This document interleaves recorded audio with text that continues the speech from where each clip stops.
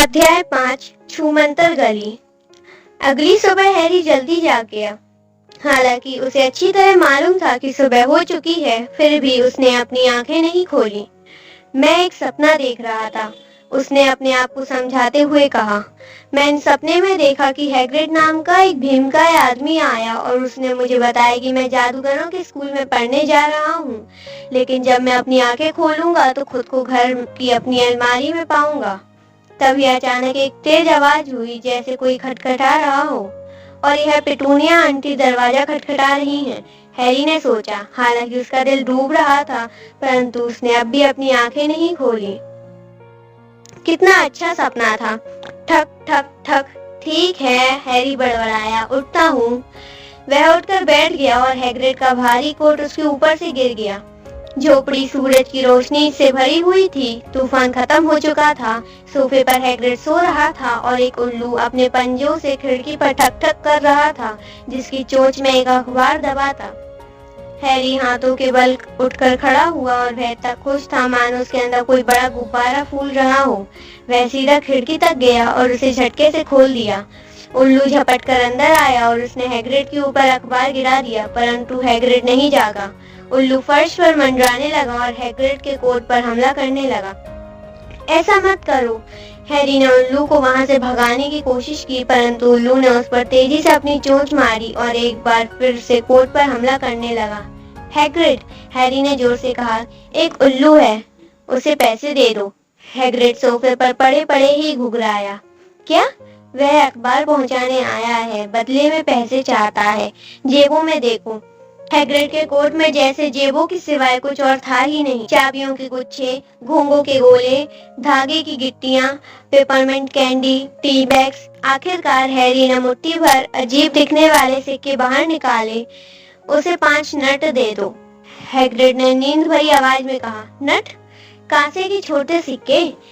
Harry ने कांसे के 5 छोटे सिक्के गिने और उल्लू ने अपना पैर बाहर कर दिया ताकि हैरी उन सिक्कों को एक छोटे सी चमड़े की थैली में रख सके जो उसके पैर में बंधी थी। फिर उल्लू खुली खिड़की से बाहर उड़ गया। हैग्रिड तेज आवाज में जमाही लेते हुए खड़ा हुआ और अंगड़ाई लेने लगा। बेहतर होगा कि हम चल दें, हैरी। आज बहुत काम करना है, लंदन जाना है और तुम्हारे स्कूल का सब सामान खरीदना है। हैरी जादूगरों के सिक्कों को उलट पलट रहा था और जब उन्हें ध्यान से देख रहा था, तभी उसके मन में एक ऐसा विचार आया जिसने उसके अंदर की खुशी के गुब्बारे की सारी हवा निकाल दी। अरे हैग्रिड! क्या? अपने भारी भरकम जूते पहनते हुए हैग्रिड बोला। मेरे पास तो पैसे ही नहीं है, और आपने वर्नन अंकल की बात तो रात को सुन ही ली थी। वे मुझे हॉगवर्ट्स जाने और जादू सीखने के लिए एक पैसा भी नहीं देंगे। उसकी चिंता मत करो, हैग्रिड ने खड़े होकर अपना सिर खुजाते हुए कहा। तुमने कैसे सोच लिया कि तुम्हारे मम्मी डैडी तुम्हारे लिए कुछ भी नहीं छोड़ गए होंगे? परंतु उनका घर तो तबाह हो गया था। वे अपना सोना घर में नहीं रखते थे बेटे। नहीं, हम सबसे पहले ग्रीनगॉट चलेंगे, जादूगरों का बैंक। एक कबाब खाओ, ठंडे होने के बावजूद ये उतने बुरे नहीं हैं, और हम तुम्हारे बर्थडे केक के टुकड़े के लिए भी मना नहीं करेंगे। जादूगरों के बैंक भी होते हैं? सिर्फ एक ही है, ग्रीनगॉट। इसे पिशाच चलाते हैं। हैरी जिस कबाब के टुकड़े को पकड़ा था वह उसके हाथ से छूट गया। पिशाच? हाँ, और हम तुम्हें बताए देते हैं कि इसे लूटने की कोशिश करने वाला कोई पागल ही होगा। कभी भी पिशाचों से पंगा मत लेना हैरी। किसी चीज को सुरक्षित रखने के लिए ग्रीनगॉट दुनिया में सबसे सुरक्षित जगह है, शायद हॉगवर्ट्स को छोड़कर। सच तो यह है कि हमें ग्रीनगॉट वैसे भी आना था, डंबलडोर के काम से। हॉगवर्ट्स का काम है। हैग्रिड ने अपने सीने को गर्व से फुला लिया। वे आमतौर पर अपने महत्वपूर्ण काम हम ही से करवाते हैं। तुम्हें लाना, ग्रीनगॉट से सामान निकालना, उन्हें मालूम है कि वे हम पर भरोसा कर सकते हैं। सब चीजें ले ली तो फिर चलो। हैरी हैग्रिड के पीछे पीछे चट्टान पर आ गया। अब आसमान बिल्कुल साफ था और समुद्र सूरज की रोशनी में चमक रहा था। वर्नन अंकल जो नाव लाए थे वह अब भी वहीं थी, हालांकि तूफान के कारण उसके पंदों में बहुत सा पानी भर गया था। आप यहाँ कैसे आए थे? हैरी ने पूछा, क्योंकि दूसरी नाव कहीं नजर नहीं आ रही थी। उड़कर आए थे, हैग्रिड ने कहा। उड़कर?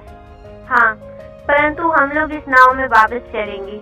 अब तुम हमें मिल गए हो, इसलिए हमारा जादू करना ठीक नहीं रहेगा। वे नाव में बैठ गए।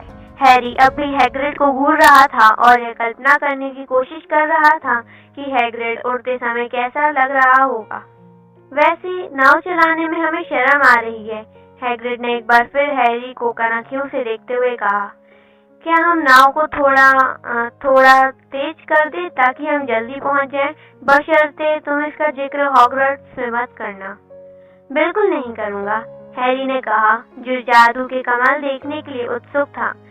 हैग्रिड ने अपनी गुलाबी छतरी बाहर निकाली, उसे नाव के किनारे पर 2 बार ठोका और नाव तेजी से किनारे की तरफ चल पड़ी। ग्रिंगॉट को लूटने की कोशिश करना पागलपन क्यों है? हैरी ने पूछा। मंत्र हैं, टोटके हैं, हैग्रिड ने कहा और यह बोलते समय उसने अपना अखबार खोल लिया। लोग कहते हैं कि भारी सुरक्षा वाली तिजोरियों की रक्षा के लिए वहां पर ड्रैगन भी हैं और फिर वहां रास्ता ढूंढना भी आसान काम नहीं है। ग्रिंगॉट लंदन के सैकड़ों मील नीचे है, अंडरग्राउंड से भी नीचे गहराई में। अगर आपके हाथ कोई चीज लग भी गई तो भी आप बाहर निकलने की कोशिश में भूखे मर जाएंगे। जब हैग्रिड अपना अखबार दैनिक जादूगर पढ़ रहा था तो हैरी बैठा बैठा इस बारे में सोचता रहा। हैरी ने वर्णन अंकल से सीखा था कि जब लोग अखबार पढ़ते हैं तो उनसे बात नहीं करना चाहिए, परंतु चुप रहना बहुत मुश्किल था। जिंदगी में कभी उसके दिमाग में इतने सारे सवाल एक साथ नहीं आए थे। जादू का मंत्रालय हमेशा की तरह गड़बड़ काम कर रहा है, हैग्रिड पेट पलटते हुए बुदबुदाया। क्या जादू का भी मंत्रालय होता है? हैरी अपने आप को रोक पाए इससे पहले ही उसके मुंह से निकल गया। हाँ, हैग्रिड ने कहा, सब चाहते हैं कि डंबलडोर मंत्री बन जाए, पर वो हॉगवर्ट्स छोड़ने के लिए तैयार नहीं है। इसीलिए बूढ़े कॉर्नेलियस फज को मंत्री बना दिया गया। दुनिया में उससे बड़ा अनाड़ी नहीं मिलेगा। वह हर रोज डंबलडोर के पास ढेर सारे उल्लुओं की फौज भेज देता है उनसे सलाह मांगने के लिए। परंतु जादू का मंत्रालय क्या करता है? उनका मुख्य काम यह देखना है कि मगलुओं को यह पता न चले कि देश में जादूगर और जादूगरनियां हैं। क्यों? हे भगवान हैरी, हर आदमी चाहेगा कि उसकी समस्या जादू से सुलझ जाए। नहीं, हम इन झंझटों से दूरी वाले हैं। इसी पल नाव बंदरगाह की दीवार से धम से टकराई। हैग्रिड ने अखबार मोड़ा और वे पत्थर की सीढ़ी से चढ़कर सड़क पर पहुंच गए। जब वे छोटे से कस्बे से होते हुए स्टेशन की तरफ बढ़े तो आसपास से गुजरने वाले लोग उन्हें बुरी तरह से घूर रहे थे। हैरी उन्हें दोष नहीं दे सकता था। न सिर्फ हैग्रिड और उसे दुगना लंबा था, बल्कि वह पार्किंग मीटर जैसी साधारण चीजों को देख देखकर उनकी तरफ इशारा कर रहा था और जोर से चिल्ला रहा था। देखो हैरी, देखो, इन मगलुओं के दिमाग में भी कहां से विचार आ जाते हैं। हैग्रिड, हैरी ने हाँफते हुए कहा, क्योंकि हैग्रिड के साथ चलने के लिए उसे भागना पड़ रहा था। क्या सचमुच ग्रीनगॉट में ड्रैगन है? हमने सुना है, हैग्रिड बोला। सच कहें तो हम भी ड्रैगन पालना चाहते हैं। आप ड्रैगन पालना चाहते हैं? जब हम बच्चे थे तभी से हमारे मन में यह इच्छा है। लो, हम आ गए। वे स्टेशन पहुंच गए थे। 5 मिनट बाद वे एक ट्रेन से लंदन जाने लगे। हैग्रिड को मगलुओं के पैसे की समझ नहीं थी, इसलिए उसने हैरी को नोट दे दिए ताकि वह उनके लिए टिकट खरीद ले। ट्रेन में लोग उनकी तरफ और भी ज्यादा घूर रहे थे। हैग्रिड 2 सीटों पर बैठा था और पीले गोल तंबू जैसी कोई चीज बुन रहा था। तुम्हारे पास तुम्हारी चिट्ठी है ना हैरी? उसने फंदे गिनते हुए पूछा। हैरी ने लिफाफे को अपनी जेब से बाहर निकाला। ठीक है, हैग्रिड ने कहा, इसमें वह सारा सामान लिखा है जिसकी तुम्हें जरूरत है। हैरी ने कागज के दूसरे टुकड़े को खोलकर देखा जिसे उसने पिछली रात को नहीं पढ़ा था। इसमें लिखा था, हॉगवर्ट्स जादूगरी और तंत्र का विद्यालय, यूनिफॉर्म।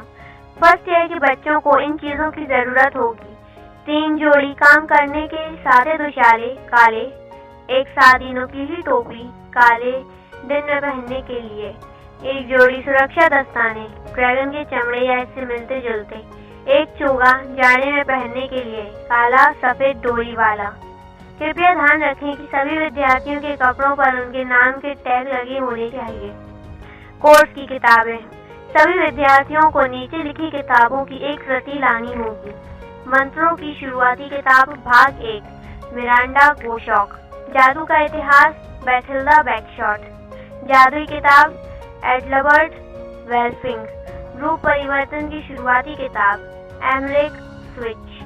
1000 जड़ी बूटियों और फफूंदियाँ, लीडा स्पोर, जादुई काढ़े और सेनियस जिगर, विचित्र जानवर और उन्हें कहाँ ढूंढा जाए, न्यूट स्कैमेंडर, गुप्त कलाओं से रक्षा, क्वेंटिन टिम्बलर। अन्य सामग्री: एक जादुई छड़ी, एक कढ़ाई जस्ते की स्टैंडर्ड साइज 2, एक जोड़ी कांच या स्फटिक की शीशियाँ, एक दूरबीन, एक जोड़ी पीतल के तराजू। विद्यार्थी चाहे तो उल्लू या बिल्ली या मेंढक भी ला सकते हैं। विद्यार्थियों के माता पिता ध्यान रखें कि फर्स्ट ईयर के बच्चों को जादुई झाड़ू लाने की इजाजत नहीं है। क्या यह सब हमें लंदन में मिल जाएगा? हैरी ने हैरान होकर जोर से पूछा। हाँ, पर आपको सही जगह मालूम होना चाहिए, हैग्रिड ने कहा। हैरी पहले कभी लंदन नहीं आया था। हालांकि हैग्रिड को मालूम था कि उसे कहाँ जाना है, परंतु जाहिर था उसे आम तरीके से जाने की आदत नहीं थी। वह प्लेटफॉर्म पर टिकट बैरियर में फंस गया और हल्ला मचाने लगा कि मगलुओं की सीटें बहुत छोटी होती हैं और उनकी ट्रेनें बहुत धीमे चलती हैं। हम नहीं जानते कि जादू के बिना मगलुओं का काम कैसे चल जाता है। यह उसने तब कहा जब वे टूटी फूटी ऑटोमेटिक सीढ़ी पर चढ़े जो उन्हें एक भीड़ भरी सड़क पर ले गई, जिसके दोनों तरफ दुकानें बनी थी। हैग्रिड इतना लंबा चौड़ा था कि उसे देखते ही भीड़ छट जाती थी। हैरी को बस इतना करना था कि वह उसके ठीक पीछे चले। वे किताबों की दुकानों, म्यूजिक स्टोर्स, हैमबर्गर बार और सिनेमा घर के पास से गुजरे, परंतु एक भी दुकान ऐसी नहीं दिख रही थी जिसे देखकर लगे कि वहाँ जादुई छड़ी मिल सकती है। यह सामान्य लोगों से भरी एक सामान्य सड़क थी। क्या सचमुच जादूगरों का ढेर सारा सोना उसके नीचे मीलों गहराई में दबा हुआ था? क्या सचमुच ऐसी दुकानें थी जहाँ मंत्रों की किताबें और जादुई झाड़ुएं मिलती हैं? कहीं डर्सली परिवार ने उनके साथ कोई भयानक मजाक तो नहीं किया? अगर हैरी को यह पता न होता कि डर्सली परिवार को मजाक करना नहीं आता, तो वह ऐसा जरूर सोच सकता था। हालांकि हैग्रिड ने उसे जो कुछ बताया था वह सब कल्पना के परे था, फिर भी हैरी को उसकी बात पर यकीन था। हैग्रिड ने रुकते हुए कहा, यह रही रिस्टी कढ़ाई। यह एक मशहूर जगह है। रिस्टी कढ़ाई एक छोटा और गंदा सा बियर बार था। अगर हैग्रिड ने उसकी तरफ इशारा न किया होता तो हैरी उसे देख नहीं पाता। आसपास से तेजी से गुजरते हुए लोग उसकी तरफ नहीं देख रहे थे। उनकी निगाहें तो इस तरफ की किताबों की बड़ी दुकान से उस तरफ की रिकॉर्ड शॉप तक सीधी जा रही थी, जैसे उन्हें रिस्टी कढ़ाई नजर ही नहीं आ रही थी। दरअसल हैरी को यह अजीब एहसास हो रहा था कि यह सिर्फ उसे और हैग्रिड को ही दिख रही है। इससे पहले कि वह ये कह पाए, हैग्रिड उसे खींचकर अंदर ले गया। मशहूर जगह के हिसाब से यहाँ कुछ ज्यादा ही अंधेरा और गंदगी थी। कुछ बूढ़ी महिलाएं कोने में बैठकर छोटे गिलासों में शेरी पी रही थी। उनमें से एक लंबा पाइप पी रही थी। ऊंची टोपी वाले एक नाटा आदमी बूढ़े मैनेजर से बात कर रहा था, जो काफी गंजा था और किसी पिलपिले अखरोट की तरह दिख रहा था। जब वे अंदर घुसे तो बातचीत की आवाजें थम गई। लगता था वहाँ सब लोग हैग्रिड को जानते थे। उन लोगों ने उनकी तरफ हाथ हिलाया और मुस्कुराए। मैनेजर ने गिलास की तरफ हाथ बढ़ाया और पूछा, हैग्रिड हमेशा वाला ही पियोगे ना? नहीं पी सकते टॉम, हम हॉगवर्ट्स के काम से आए हैं, हैग्रिड ने हैरी के कंधे पर हाथ रखते हुए कहा, जिसके वजह से हैरी के घुटने झुक गए। हे भगवान, मैनेजर ने हैरी की तरफ देखते हुए कहा, क्या ऐसा हो सकता है? रिस्टी कढ़ाई अचानक पूरी तरह शांत और खामोश हो गई। भगवान भला करे, बूढ़ा मैनेजर बोला। हैरी पॉटर कितने सम्मान की बात है। वह बार के पीछे से लपक कर बाहर आया, हैरी की तरफ दौड़ा और उसका हाथ अपने हाथों में ले लिया। उसकी आंखों में आंसू भरे थे। हमारी दुनिया में आपका स्वागत है मिस्टर पॉटर, स्वागत है। हैरी को समझ में नहीं आ रहा था कि क्या करें। सब लोग उसी की तरफ देख रहे थे। पाइप पीने वाली बूढ़ी महिला पाइप खींचे जा रही थी और उसे पता ही नहीं चला कि पाइप बुझ चुका था। हैग्रिड का चेहरा चमक रहा था। फिर बहुत सी कुर्सियों की खिसकने की तेज खड़खड़ाहट हुई और अगले ही पल रिस्टी कढ़ाई के सभी लोग उससे हाथ मिला रहे थे। डोरिस क्रॉकफोर्ड, मिस्टर पॉटर, मुझे यकीन नहीं होता कि मैं आपसे मिल रही हूँ। मुझे गर्व है मिस्टर पॉटर, मुझे बहुत गर्व है। हमेशा से आपसे मिलना चाहता था। मैं खुशी के मारे पागल हो रहा हूँ। मैं बता नहीं सकता मिस्टर पॉटर कि आपसे मिलकर कितनी खुशी हुई। मेरा नाम डिगल है, डिडेलस डिगल। मैंने आपको पहले भी देखा है, हैरी ने कहा, जब डिडेलस डिगल की टोपी रोमांच के कारण हिल गई। आपने मुझे एक बार दुकान में देखकर सिर झुकाया था। उसे याद है, डिडेलस डिगल ने चिल्लाते हुए चारों तरफ कहा। सुना तुमने? उसे याद है। हैरी ने बार बार हाथ मिलाए। डोरिस क्रॉकफोर्ड हाथ मिलाने के लिए बार बार आती रही। एक पीला सा युवक रास्ता बनाते हुए आगे आया। वह बहुत घबराया सा दिख रहा था। उसकी एक आंख फड़क रही थी। प्रोफेसर क्विरिल, हैग्रिड ने कहा। हैरी, प्रोफेसर क्विरिल हॉगवर्ट्स में तुम्हारे टीचर होंगे। पॉटर, प्रोफेसर क्विरिल ने हकलाते हुए कहा और उन्होंने हैरी का हाथ कसकर पकड़ लिया। बता नहीं सकता, मैं आपसे मिलकर कितना खुश हूँ। आप किस तरह का जादू सिखाते हैं प्रोफेसर क्विरिल? गुप्त कलाओं से रक्षा, प्रोफेसर क्विरिल ने फुसफुसाते हुए कहा, जैसे इस बारे में मैं सोचना नहीं चाहती हूँ। वैसे तुम्हें इसे सीखने की क्या जरूरत है ना पॉटर? वे घबराहट में हंसे। मुझे लगता है तुम अपना सारा सामान लेने आए होगी। मुझे भी खून चूसने वाले भूतों पर एक नई किताब खरीदना है। वे इस विचार से ही आतंकित दिख रहे थे, परंतु दूसरे लोग यह सहन नहीं कर पा रहे थे कि प्रोफेसर क्विरिल हैरी पर कब्जा किए रहे। उन सबसे पीछा छुड़ाने में लगभग 10 मिनट लग गए। आखिरकार हैग्रिड ने अपनी आवाज शोरगुल से ऊंचे करने में सफलता पाई। अब चलना चाहिए, बहुत सारा सामान खरीदना है। चलो हैरी। डोरिस क्रॉकफोर्ड ने हैरी से आखिरी बार हाथ मिलाया और हैग्रिड हैरी को बार के अंदर ले गया। अंदर दीवारों से घिरा एक छोटा सा अहाता था, जहाँ एक कूड़ेदान और कुछ जंगली पौधों के सिवा कुछ भी नहीं था। हैग्रिड ने हैरी की तरफ देखकर दांत निकाले। हमने तुमसे कहा था ना कि तुम मशहूर हो। यहाँ तक कि प्रोफेसर क्विरिल भी तुमसे हाथ मिलाते समय कांप रहे थे। वैसे यह जान लो कि वह हमेशा ही कांपते रहते हैं। क्या वे हमेशा इतने घबराए ही रहते हैं? हाँ, बेचारे। बहुत तेज दिमाग था। जब तक कि वे किताबों से पढ़ते रहे तब तक वे बिल्कुल ठीक ठाक थे, परंतु फिर उन्होंने असली अनुभव लेने के लिए 1 साल की छुट्टी ली। लोग कहते हैं कि वे काले जंगल में खून चूसने वाले भूतों से मिले और एक चुड़ैल के कारण उन्हें बहुत मुश्किलें आई। इसके बाद वे पहले जैसे नहीं रहे। वे विद्यार्थियों से डरते हैं, अपने खुद के विषय से डरते हैं। अब हमारी छतरी कहाँ है? खून चूसने वाले भूत, चुड़ैलें। हैरी का दिमाग घूम रहा था। इस बीच हैग्रिड कूड़ेदान के ऊपर वाली दीवार पर ईंट गिन रहा था। 3 ऊपर 2 बगल में। वह बुदबुदा रहा था। ठीक है हैरी, पीछे हटो। उसने अपनी छतरी की नोक से दीवार को 3 बार ठोका। जिस ईंट को उसने छुआ था वह थरथराई, कांपी और फिर बीच में एक छोटा सा छेद नजर आया जो चौड़ा होता गया। एक सेकंड बाद उन्हें एक मेहराबदार रास्ता दिखा जो इतना बड़ा था कि हैग्रिड भी उसमें आराम से जा सकता था। इस मेहराबदार रास्ते के उस पार पैबंद लगी सड़क थी जो घुमावदार थी और आगे जाकर मोड़ पर गुम हो जाती थी।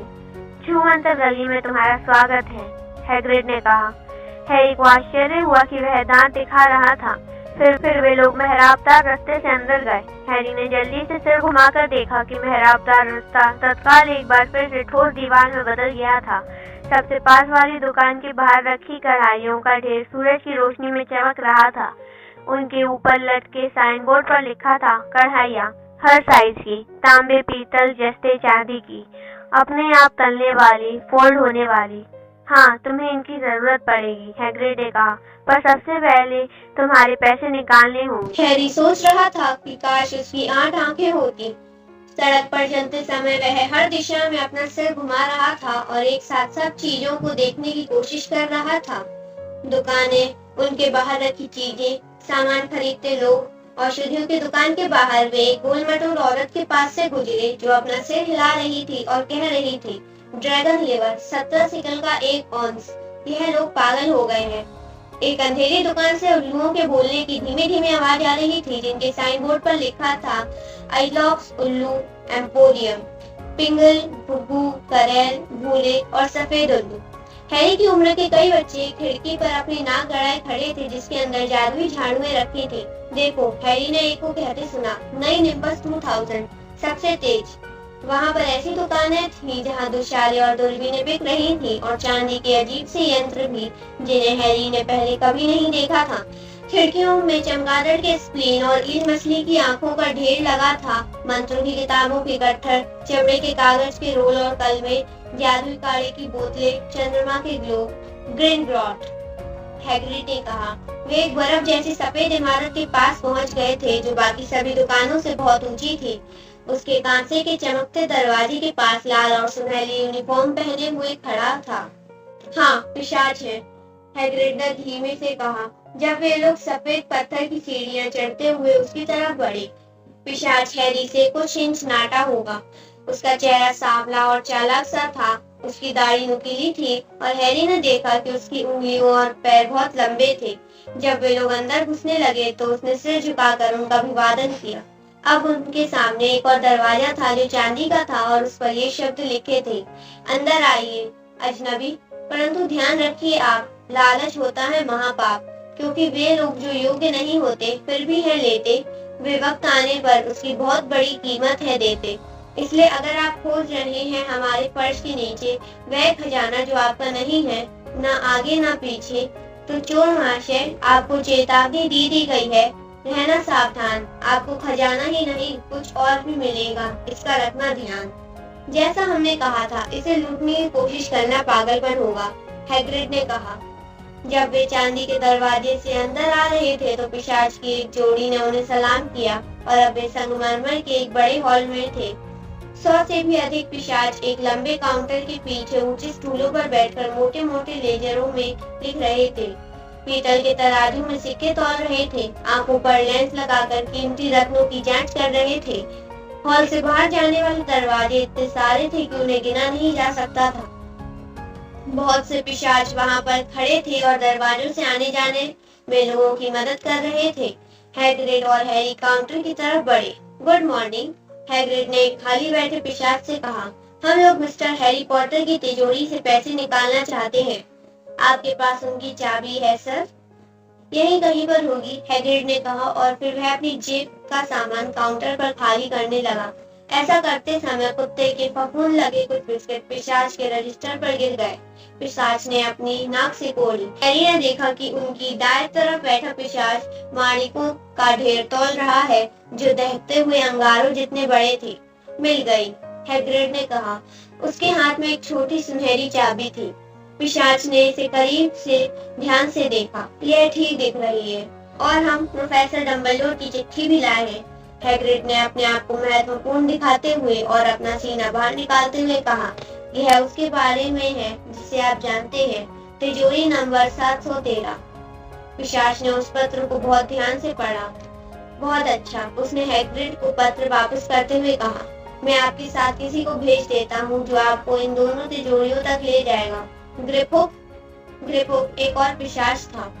हैग्रिड ने जब कुत्ते के सभी बिस्किट एक बार फिर से अपनी जेब में भर लिए तो इसके बाद वह और हैरी ग्रिपुक के पीछे पीछे हॉल से बाहर जाने वाले एक दरवाजे की तरफ बढ़े। तिजोरी नंबर 713 में वह चीज क्या है जिसे आप जानते हैं? हैरी ने पूछा। तुम्हें नहीं बता सकते, हैग्रिड ने रहस्य भरी आवाज में कहा। एकदम खुफिया है, हॉगवर्ट्स का काम है।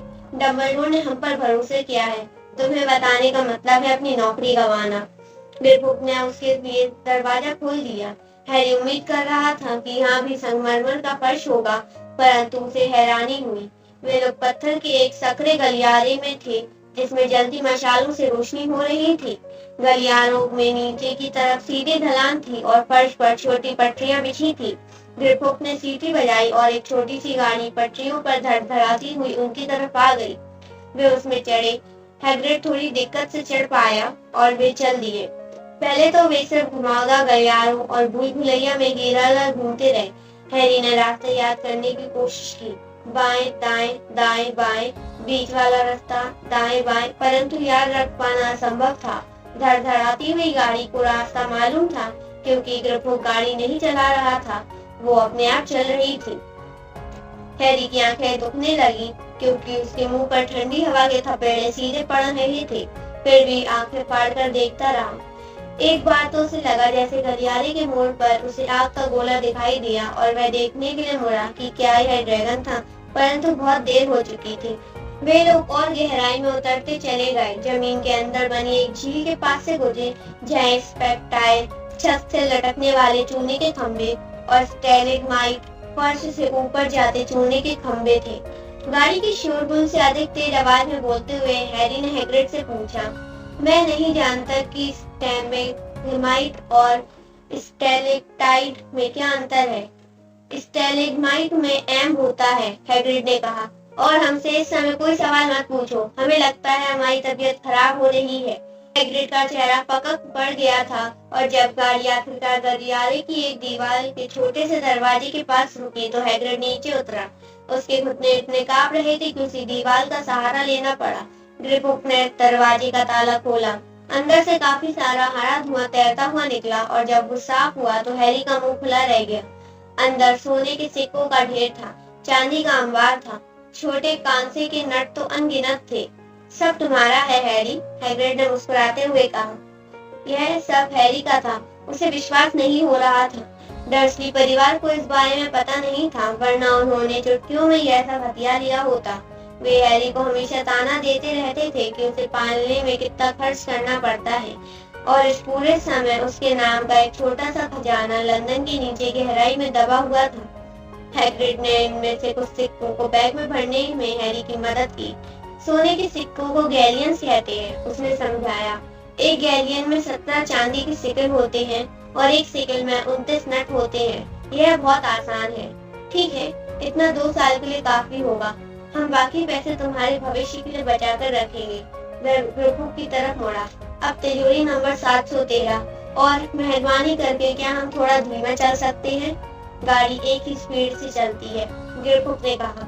वे लोग अब और भी गहराई में जा रहे थे और उनकी गाड़ी रफ्तार पकड़ रही थी। जब वे सकरे मोड़ पर मुड़कर धड़धड़ाते हुए आगे बढ़े तो हवा बहुत ठंडी हो गई। अब वे एक अंडरग्राउंड दर्रे के ऊपर से तेजी से गुजर रहे थे और हैरी ने गाड़ी के किनारे से झांककर देखने की कोशिश की अंधेरी तलहटी में क्या था, परंतु हैग्रिड ने कराते हुए उसकी गर्दन पकड़कर उसे पीछे खींच लिया। तिजोरी नंबर 713 में चाबी लगाने का कोई छेद नहीं था।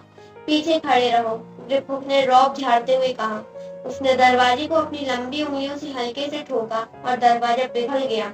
ग्रिपुक ने कहा, अगर ग्रीनगॉर्ड के पिशाच के अलावा किसी और ने ऐसा करने की कोशिश की होती तो दरवाजा उसे अंदर चूस लेता और अंदर फंस के रह जाता।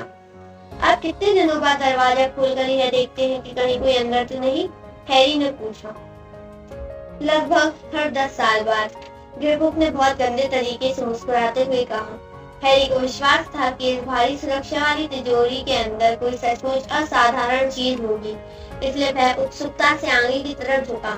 उसे उम्मीद थी कम से कम यहाँ पर उस बेशकीमती हीरे जवाहरात तो दिखेंगे ही, परंतु पहली नजर में तो उसे लगा जैसे तिजोरी खाली है।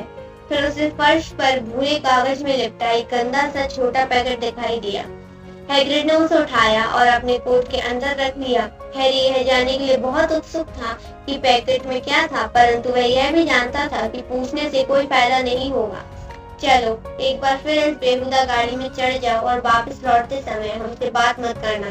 बेहतर होगा हम अपना मुंह बंद रखें, हैग्रिड ने कहा। गाड़ी की एक और भीषण यात्रा के बाद ग्रीनगॉर्ड के बाहर सूरज की रोशनी में खड़े थे और उनकी आंखें चौंधिया रही थीं। हैरी को समझ में नहीं आ रहा था कि दौड़ लगाकर सबसे पहले कहाँ जाए, क्योंकि अब उसके पास पैसों से भरा बैग था।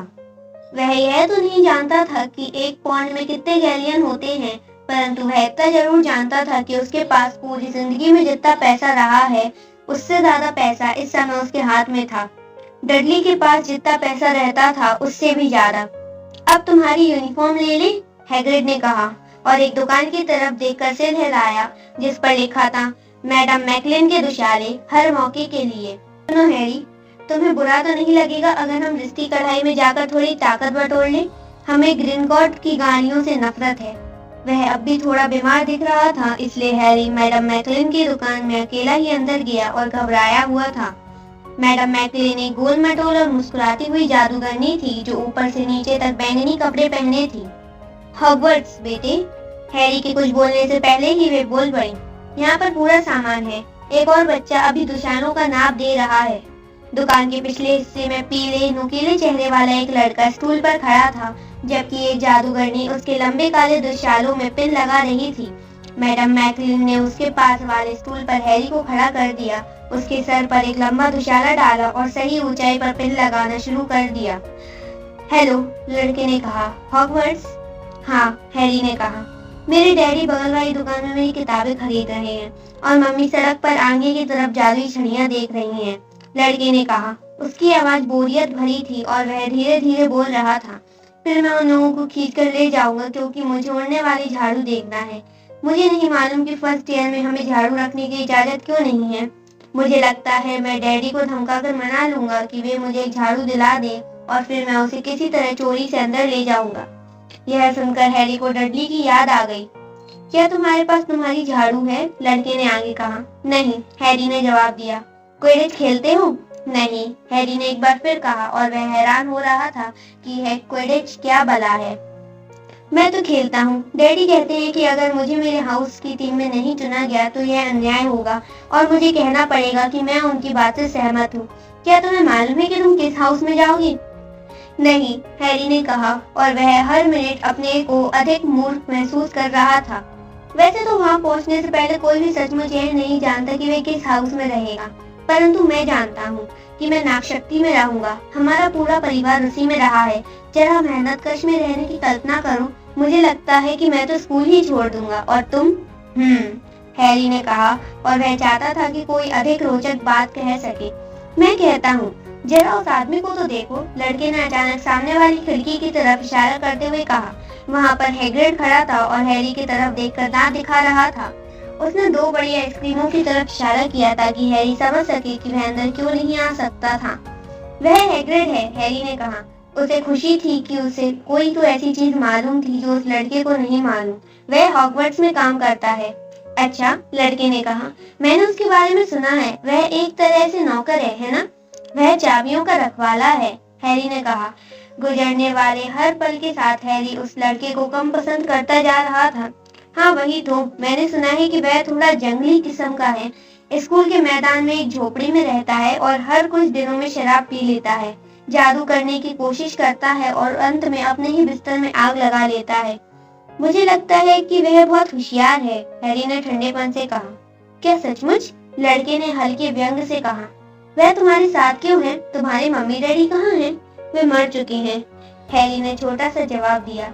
वह इस लड़के के साथ इस बारे में ज्यादा बात करने के मूड में नहीं था। ओह सॉरी, लड़के ने कहा, परंतु उसकी आवाज से नहीं लग रहा था जैसे उसे जरा भी अफसोस हुआ हो। पर वे हमारी ही तरह के लोग थे, है ना? अगर तुम्हारा यही मतलब है तो वे जादूगर और जादूगरनी थे। मैं सोचता हूँ कि उन्हें दूसरी तरह के लोगों को अंदर नहीं आने देना चाहिए। तुम्हें क्या लगता है? वे लोग हमारी तरह के नहीं होते। उन लोगों को इस तरह से नहीं पाला जाता कि उन्हें हमारे तौर तरीकों की जानकारी दे। जरा सोचो तो सही, उनमें से तो कुछ हॉगवर्ट्स का नाम ही पहली बार सुनते हैं और जब उन्हें चिट्ठी मिलती है। मुझे लगता है कि उन्हें जादू को पुराने जादूगर परिवारों तक ही सीमित रखना चाहिए। वैसे तुम्हारा क्या सरनेम है? परंतु इससे पहले कि हैरी जवाब दे पाए, मैडम मैकलिन बोल पड़ी। अब आपका काम हो गया बेटे। हैरी उस बच्चे से बात करना बंद करना चाहता था और किसी बहाने का इंतजार कर रहा था, इसलिए वह तत्काल स्टूल से कूद गया। अच्छा, मुझे लगता है हम हॉगवर्ट्स में मिलेंगे, धीरे बोलने वाले लड़के ने कहा। जब हैरी ने आइसक्रीम खाई, मेवे के टुकड़े, डली चॉकलेट और रास्पबेरी की आइसक्रीम जो हैग्रिड उसके लिए खरीद कर लाया था, तो वह थोड़ा चुप था। क्या हुआ? हैग्रिड ने पूछा। कुछ नहीं, हैरी ने झूठ बोल दिया। वे लोग चमड़े के कागज और कलम खरीदने के लिए रुक गए। हैरी तब थोड़ा खुश हुआ जब उसे ऐसी स्याही की बोतल मिली जो लिखते समय रंग बदल लेती थी। जब वे लोग दुकान से बाहर निकले तो उसने पूछा, हैग्रिड, क्विडिच क्या होता है? हे भगवान हैरी, हम भूल जाते हैं कि तुम कितना कम जानते हो। तुम्हें क्विडिच के बारे में भी नहीं पता होगा। मुझे ज्यादा नीचा मत दिखाओ, हैरी ने कहा। उसने हैग्रिड को मैडम मैकलिन की दुकान पर मिले पीले लड़के के बारे में बताया और वह कह रहा था कि मगलू परिवार से आए लोगों को जादू नहीं सीखने देना चाहिए। तुम मगलू परिवार से नहीं आए हो। अगर उसे पता होता कि तुम कौन हो, अगर उसके माता पिता जादूगर हैं, तो वह तुम्हारा नाम सुनते सुनते बड़ा हुआ होगा। तुमने रिश्ती कढ़ाई में देख ही लिया है। बहरहाल वह इस बारे में जानता ही क्या है। हमने जितने भी अच्छे जादूगर देखे हैं, उनमें से कुछ तो ऐसे परिवारों से आए थे जो कई पीढ़ियों से मगलू थे। अपनी माँ को ही देख लो, तुमने देखा ही है कि उनकी बहन कैसी है। तो क्विडिच क्या है? यह हमारा खेल है, जादूगरों का खेल। यह मगलू दुनिया के फुटबॉल की तरह होता है। क्विडिच में हर जादूगर की रुचि होती है। इसे हवा में जादुई झाड़ुओं के साथ खेला जाता है और इसमें 4 गेंदें होती हैं। इसके नियमों को समझना जरा मुश्किल है। और नागशक्ति और मेहनतकश क्या है? स्कूल के हाउस, कुल 4 हाउस या दल हैं। सभी कहते हैं कि मेहनतकश में कम बुद्धि वाले बच्चे रहते हैं, परंतु मैं शर्त लगा सकता हूँ कि मैं मेहनतकश में जाने वाला हूँ, हैरी ने उदास होकर कहा। हैग्रिड ने कड़वाहट से कहा, नागशक्ति में रहने से तो अच्छा है मेहनत कश में रहना। बुराई के रास्ते पर जाने वाले सारे जादूगर नागशक्ति से ही आए हैं। तुम जानते हो कौन भी उन्हीं में से एक था। तुम जानते हो कौन हॉगवर्ट्स में था? बहुत साल पहले, हैग्रिड ने कहा। उन्होंने हैरी की स्कूल की किताबें जिस दुकान से खरीदी उसका नाम था फ्लरिश एंड ब्लॉट्स। यहाँ किताबें शेल्फ पर छत तक लगी थीं। कुछ किताबें तो इतनी बड़ी थी जैसे चट्टानों को चमड़े में बाइंड कर दिया गया हो। कुछ किताबें डाक टिकट के आकार की थी और उन पर रेशम का कवर था। कुछ किताबों में अजीब से निशान बने हुए थे और कुछ किताबें तो ऐसी थी जिनमें से कुछ भी नहीं था। डडली भी, जो कभी कुछ नहीं पढ़ता था, इनमें से कुछ किताबें को खरीदने के लिए ललचा जाता। हैग्रिड हैरी को लगभग खींचकर एक किताब से दूर ले गया जिसका शीर्षक था श्राप उनके मुकाबला करने वाली श्राप। अपने मित्रों को आकर्षित करें और अपने शत्रुओं को नवीनतम तरीके से बदला लें। बाल उखाड़ना, पैर का मुरब्बा बनाना, जीभ बांधना और भी बहुत कुछ। लेखक प्रोफेसर वेंडिक्टस विरिडियन। मैं यह जानने की कोशिश कर रहा था कि डडली को कौन सा श्राप दिया जाए। हम यह नहीं कहते कि यह बुरा विचार है, परंतु तुम मगलू दुनिया में जादू का प्रयोग नहीं कर सकते सिवाय कुछ खास स्थितियों के, हैग्रिड ने कहा। और वैसे भी तुम अभी इनमें से कोई श्राप नहीं दे सकते। पढ़ाई करने के बाद ही तुम ऐसा कर सकते हो। हैग्रिड ने हैरी को ठोस सोने की कढ़ाई भी नहीं खरीदने दी। तुम्हारी लिस्ट में लिखा है जस्ते की कढ़ाई, परंतु उन्होंने कढ़ाई में डालने वाला सामान तोलने के लिए एक अच्छा सा तराजू खरीदा और कांसे की एक फोल्डिंग दूरबीन भी। फिर वे औषधियों की दुकान में गए जो सड़े अंडों और सड़े पत्ता गोभी की भयानक बदबू के बावजूद आकर्षित करती थी। फर्श पर लिसलिसे पदार्थों के ढेर लगे थे। जड़ी बूटियों, सूखी हुई जड़ों और चमकदार पाउडरों के मर्तबान दीवार पर लाइन से जमे थी। पंखों के बंडल थे, जहरीले दांतों की झालरें थीं और छत से टंगे उलझे हुए पंजे थे। जब हैग्रिड ने काउंटर पर बैठे आदमी से हैरी के लिए जादुई काढ़े की शुरुआती सामान देने को कहा तो हैरी ने खुद यूनिकॉर्न के चांदी जैसे सफेद सींग की जांच की जिसकी कीमत 21 गैलियंस थी। उसने बीटल की चमकती काली आंखें भी देखी जो 5 नट में एक बड़ी चम्मच के हिसाब से मिल रही थी। औषधियों की दुकान के बाहर हैग्रिड ने हैरी की लिस्ट में एक बार फिर जांच की। अब सिर्फ तुम्हारी छड़ी बची है, और हाँ, हमने अभी तक तुम्हें जन्मदिन का तोहफा भी तो नहीं दिया है। हैरी का चेहरा अचानक लाल हो गया। आपको देने की जरूरत नहीं है। हम जानते हैं कि हमें देने की जरूरत नहीं है। वैसे हम तुम्हें बता दें कि हम तुम्हें तुम्हारा जानवर देना चाहते हैं, मेंढक नहीं। मेंढक तो सालों पहले फैशन से बाहर हो चुके हैं। लोग तुम पर हंसेंगे। और बिल्लियां हमें पसंद नहीं क्योंकि हमें उनके कारण छींकें आने लगती हैं। हम तुम्हें उल्लू खरीद देंगे। सभी बच्चे उल्लू चाहते हैं क्योंकि वे बहुत उपयोगी होते हैं। वे आपकी डाक ले जाते हैं और भी बहुत काम करते हैं। 20 मिनट बाद वे लोग आई लव उल्लू एम्पोरियम से बाहर निकले जिसके अंदर अंधेरा था, रत्नों की तरह चमकती आंखें थीं और पंख फड़फड़ाने या हिलने की आवाजें आ रही थीं। हैरी के हाथ में एक बड़ा पिंजरा था जिसमें एक सुंदर सफेद उल्लू थी जो अपने पंख के नीचे अपना सिर छुपाकर गहरी नींद में सो रही थी। हैरी ने हकलाते हुए धन्यवाद देने से खुद को रोक नहीं पाया और उसकी आवाज प्रोफेसर क्विरिल जैसी लग रही थी। धन्यवाद देने की कोई जरूरत नहीं है, हैग्रिड ने रूखेपन से कहा। यह उम्मीद मत करो कि तुम्हें डर्सली परिवार से बहुत सारे तोहफे मिलेंगे। अब सिर्फ ओलिवेंडर्स का काम बचा है। ओलिवेंडर्स छड़ियों की इकलौती दुकान है और तुम्हें बेहतरीन छड़ी की जरूरत है। जादुई छड़ी। सच तो यह था, हैरी इसके लिए बहुत उत्सुक था। आखिरी दुकान सकरी और गंदी थी। दरवाजे पर उखड़े सुनहरे अक्षरों में लिखा था, ओलिवेंडर्स, बेहतरीन छड़ियों के निर्माता, 382 ईसा पूर्व से। धूल भरी खिड़की में रंग उड़ी जामुनी गद्दी पर एक छड़ी रखी थी। जब वे अंदर घुसे तो दुकान के भीतर कहीं एक घंटी बजी। यह एक छोटी सी जगह थी जिसमें सिर्फ एक टूटी टांग वाली कुर्सी के सिवाय और कुछ भी नहीं था, जिस पर बैठकर हैग्रिड इंतजार करने लगा। हैरी को बहुत अजीब लग रहा था, जैसे वह किसी बहुत सख्त नियम वाली लाइब्रेरी में घुस आया हो। उसने बहुत से नए सवालों को निगला जो उसके मन में अभी अभी आए थे और इसके बजाय उसने उन हजारों सकरे बक्सों को देखा जो करीने से छत तक जमे हुए थे। न जाने क्यों उसे लगा जैसे उसकी गर्दन के पिछले हिस्से में कुछ चुप रहा था। यहाँ की धूल और खामोशी में जैसे रहस्यमय जादू भरा था। गुड आफ्टरनून, एक धीमी आवाज आई। हैरी उछल पड़ा। हैग्रिड भी उछल पड़ा क्योंकि एक तेज चरमराहट हुई और वह टूटी कुर्सी से हड़बड़ा कर उठा। उसके सामने एक बूढ़ा आदमी खड़ा था जिसकी चौड़ी पीली आंखें दुकान के अंधेरे में चंद्रमा की तरह चमक रही थी। हेलो, हैरी ने अजीब तरीके से कहा। अरे हाँ, आदमी ने कहा। हाँ हाँ, मुझे यकीन था आपसे बहुत जल्दी मुलाकात होगी हैरी पॉटर। यह कोई सवाल नहीं था।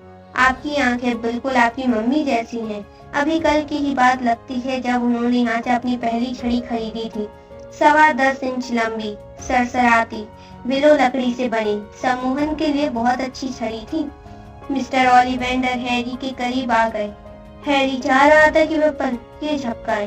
उनकी चांदी जैसी आंखें थोड़ी डरावनी थीं। दूसरी तरफ तुम्हारे डैडी को महागनी की लकड़ी की छड़ी पसंद आई थी। 11 इंच, लचीली, थोड़ी ज्यादा ताकतवर और रूप परिवर्तन के लिए आदर्श। पर मैंने क्या कहा? तुम्हारे पिता को ये छड़ी पसंद आई। सच तो यह है कि हर छड़ी अपना मालिक खुद चुनती है। मिस्टर ओलिवेंडर इतने करीब आ चुके थे कि उनकी नाक हैरी की नाक से लगभग टकरा रही थी। हैरी को उनकी कोहरेदार आंखों में अपना प्रतिबिंब दिखाई दे रहा था और यहाँ पर मिस्टर ओलिवेंडर ने अपनी लंबी सफेद उंगली से हैरी के माथे के बिजली जैसे निशान को छुआ। मुझे यह कहते हुए अफसोस है कि मैंने वह छड़ी भी बेची थी जिसने यह काम किया है, उन्होंने धीमे से कहा। 13.5 इंच, सदाबहार लकड़ी की उस छड़ी में ताकत थी, बहुत ज्यादा ताकत थी।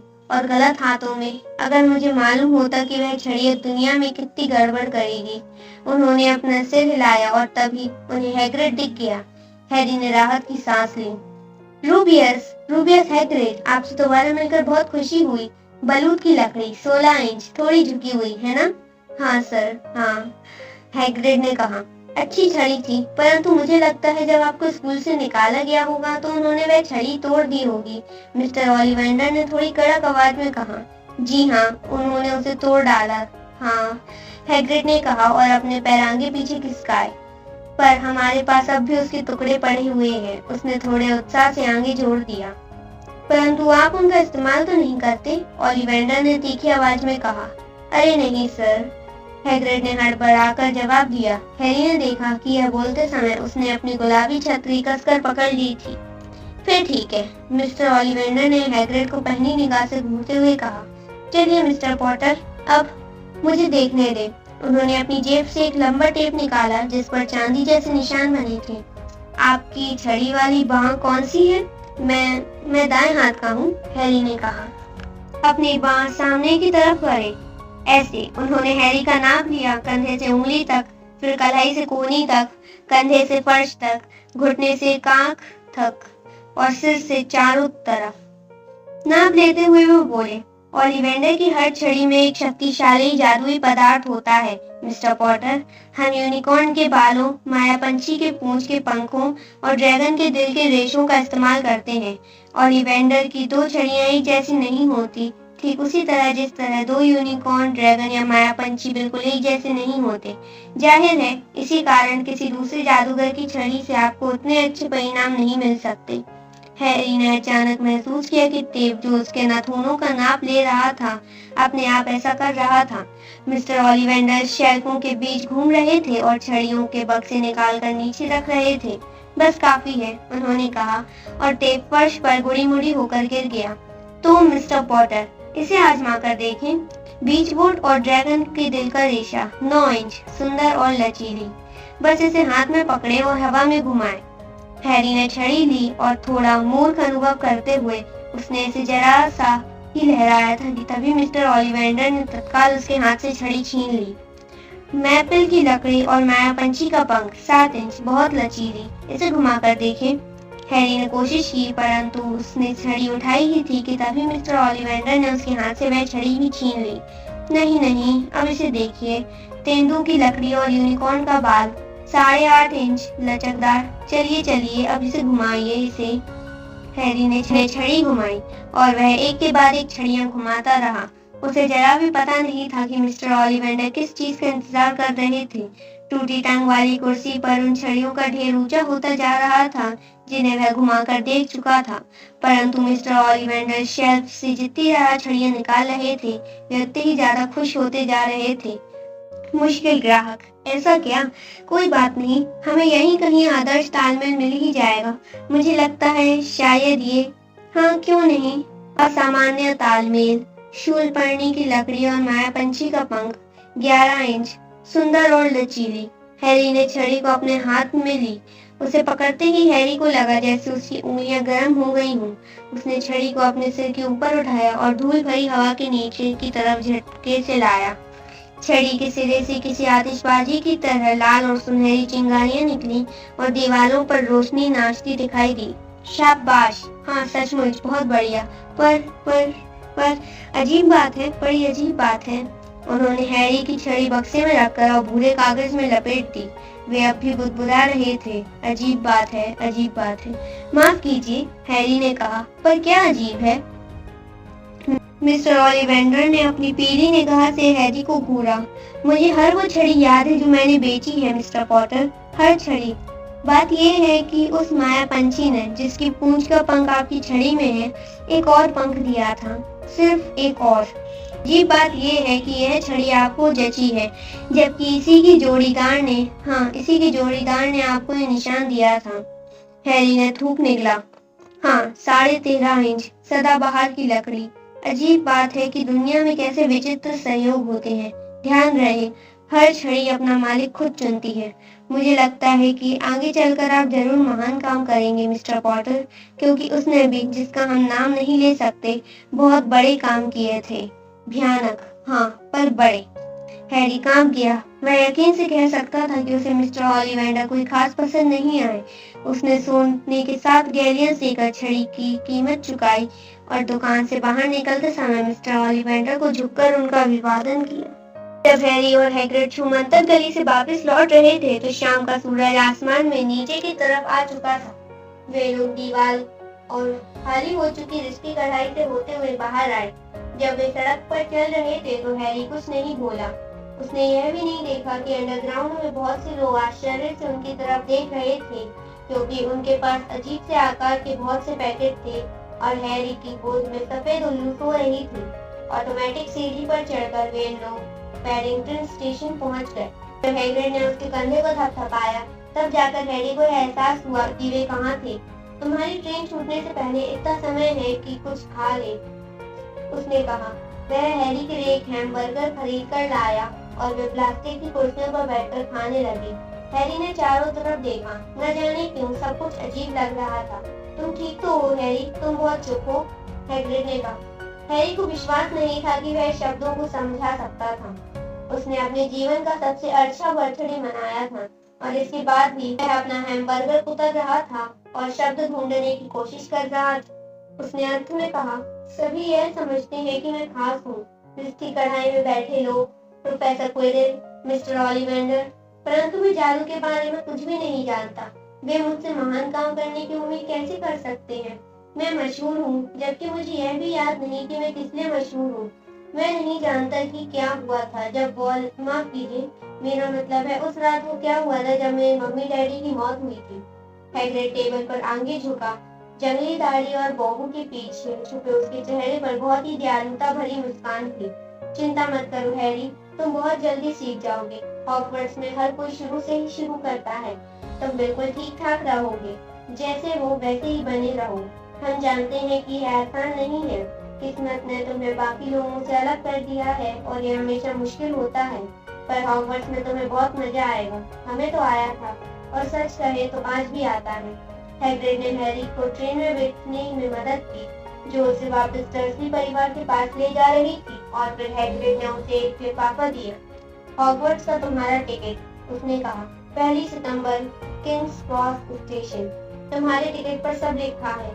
डर्सी परिवार से किसी भी तरह की परेशानी हो तो अपने उल्लू के साथ चिट्ठी भेज देना, वो हमें ढूंढ लेगी। जल्दी ही मिलेंगे हैरी। ट्रेन स्टेशन से चल पड़ी। हैरी हैग्रिड को तब तक देखना चाहता था जब तक वो नचों से उछल ना हो जाए। वह अपनी कुर्सी से उठा और खिड़की पर अपनी नाक गड़ाकर बाहर देखने लगा, परंतु जैसे ही उसने पलकें झपकाई, हैग्रिड गायब हो चुका था। यदि आप वीडियो अभी भी देख रहे हो तो प्लीज चैनल को सब्सक्राइब करें एवं वीडियो को लाइक करें। थैंक्स, मिलते हैं अगले पार्ट में, तब तक के लिए बाय बाय।